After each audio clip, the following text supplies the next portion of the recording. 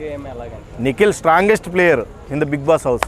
నిఖిల్తో ఉన్న సోంపాపిడి సోనియా నిఖిల్ని అడ్డం పెట్టుకొని సేవ్ అయిపోతుంది.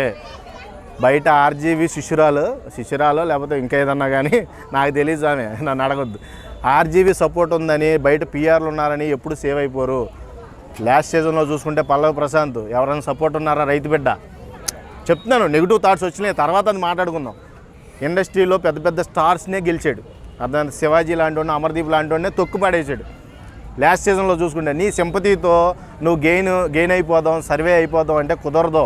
బిగ్ బాస్ హౌస్లో నీ యాటిట్యూడ్ ప్రజలు చూస్తారు. నిన్ను నామినేట్ చేయాలా, అక్కడ నిన్ను ఉంచాలా, సేవ్ చేయాలా అనేది వాళ్ళు డిసైడ్ చేస్తారు. నీ ఇష్టానికి నువ్వు ఏదేదో ఊహించేసుకుంటే కుదరదు. నీ ఇష్టం వచ్చినట్టు మాట్లాడతాం. ప్రతిదాన్ని కూడా స్కోప్ వేస్తుంది. స్కోప్ తెలుసు కదా, ఆ గేమర్ ఒకడు అంటాడు కదా, ఒరే స్కోప్ వెనకమాల కొద్దింగుతుండే అని, అలాగా స్కోప్ చేసి చూస్తుంది ప్రతి విషయాన్ని. లాస్ట్ సీజన్ లో పల్లవి ప్రశాంత్ రైతు బిడ్డ అనే సెంటిమెంట్ తోటి గెలిచింది. సో అదే సెంటిమెంట్ వీళ్ళు కూడా ఫాలో అవుతారు. ఎవరు? మణికంఠ సింపతి గేమే ఆడాడు లాస్ట్ వీక్ దాకా.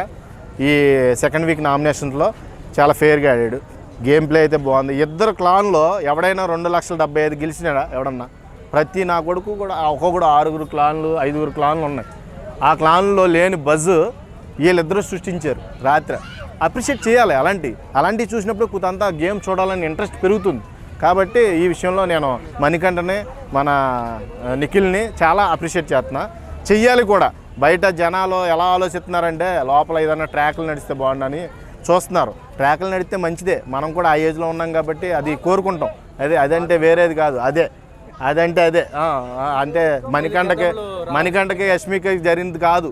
మీరు అనుకునే ఆ బ్రెయిన్లోంచి తీసేయండి. అది ఏదో ఒకటి ఉంటుంది లేవా, నువ్వు ప్రతిది అడుగుతా. అంటే చిన్నపిల్లలు తెలుసుకోవాలి.